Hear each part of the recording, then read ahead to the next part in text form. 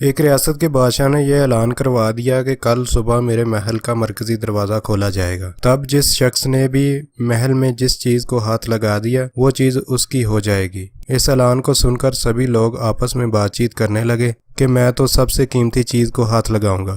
کچھ لوگ کہنے لگے میں تو سونے کو ہاتھ لگاؤں گا، کچھ لوگ چاندی اور کچھ لوگ قیمتی زیورات کو، کچھ لوگ گھوڑوں کو، کچھ لوگ ہاتھی کو، کچھ لوگ دودھ دینے والی جانوروں کو ہاتھ لگانے کی باتیں کرنے لگے۔ جب صبح محل کا مرکزی دروازہ کھولا گیا اور سب لوگ اپنی اپنی من پسند چیزوں کے لیے دوڑے، سب کو اس بات کی جلدی تھی کہ پہلے میں اپنی من پسند چیز کو ہاتھ لگا لوں تاکہ وہ چیز ہمیشہ کے لیے میری ہو جائے۔ بادشاہ اپنی جگہ بیٹھا سب کچھ دیکھ رہا تھا اور اپنے آس پاس ہو رہی باغ دوڑ کو دیکھ کر مسکرا رہا تھا۔ اسی وقت اسی بھیڑ میں سے ایک شخص بادشاہ کی طرف بڑھنے لگا اور آہستہ آہستہ چلتا ہوا بادشاہ کے پاس پہنچ کر بادشاہ کو چھو لیا۔ بادشاہ کو ہاتھ لگاتے ہی بادشاہ اسی کا ہو گیا اور بادشاہ کی ہر چیز بھی اسی کی ہوگی۔ جس طرح بادشاہ نے ان لوگوں کو موقع دیا اور ان لوگوں نے غلطیاں کی، ٹھیک اسی طرح ساری دنیا کا مالک بھی ہم سب کو روز موقع دیتا ہے۔ لیکن افسوس، ہم لوگ بھی روز غلطیاں کرتے ہیں۔ ہم اللہ کو حاصل کرنے کی بجائے اللہ کی بنائی ہوئی چیزوں کی آرزو کرتے ہیں، لیکن کبھی ہم لوگ اس بات پر غور نہیں کرتے کہ کیوں نہ دنیا کے بنانے والے مالک کو پا لیا جائے۔